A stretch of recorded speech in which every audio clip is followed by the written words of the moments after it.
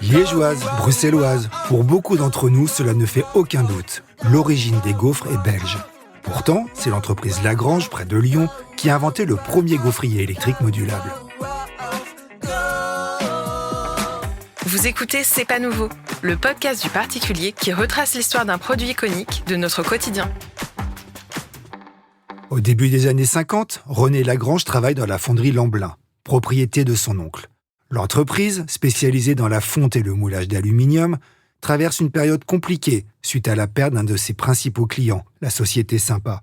Les commandes étant moins nombreuses, René Lagrange met son temps et ses maigres moyens à profit pour travailler sur un prototype de gaufrier électrique. Convaincu par son produit, il fonde sa société en 1955, qu'il installe à Saint-Genis-Laval près de Lyon. L'année suivante, il lance officiellement le tout premier gaufrier électrique à plaque interchangeable. Vendu sous la marque Qui va bien, cet appareil permet de réaliser au choix gaufres, gaufrettes et croque-monsieur. Mais la véritable révolution pour l'époque est de le rendre convivial, de le placer au centre des festivités. Terminez la personne seule au fourneau qui enchaîne les cuissons pendant que les autres se régalent à côté. Désormais, tout le monde profite en même temps. Jusqu'à la fin des années 70, Lagrange va n'avoir de cesse de lancer de nouveaux modèles, toujours plus performants, au point de devenir l'entreprise référence du secteur. Mais ce n'est pas une raison pour s'endormir sur ses lauriers.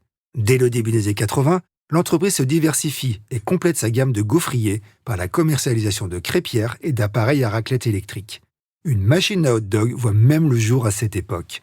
Si chez les Lagrange, les gaufres sont une affaire de famille, la transmission l'est aussi. René Lagrange cède à ses deux fils, Charles et Philippe, les rênes de sa société en 1989. Les deux frères vont assez rapidement abandonner la marque Qui va bien au profit de leur patronyme.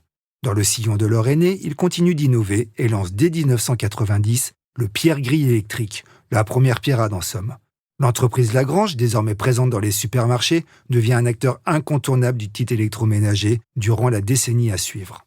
Elle poursuit néanmoins ses efforts d'investissement et d'innovation. Elle s'ouvre à de nouveaux univers, comme celui du petit déjeuner et de la cuisson en extérieur, et crée des produits en rupture avec les canons du secteur, avec par exemple un service à raclette pratique et design, composé de plaques de verre sur lesquelles on peut faire cuire les aliments.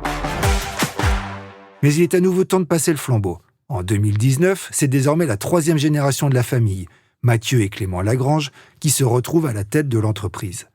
De ces ateliers, qui ont déménagé à Vourles, au sud de Lyon, sortent aujourd'hui près de 275 000 produits par an. L'entreprise, qui emploie une cinquantaine de salariés, affiche un chiffre d'affaires proche des 20 millions d'euros en 2024, dont 70% proviennent de produits fabriqués en France. Le souhait des petits-fils de René Lagrange est en effet de rapatrier leur production dans l'Hexagone. Ils ont ainsi développé un réseau de partenaires locaux et européens afin de limiter les distances logistiques et de réduire l'empreinte carbone. Ils proposent également, depuis 2019, une gamme de produits reconditionnés qui représentent 10% du e-commerce de la marque.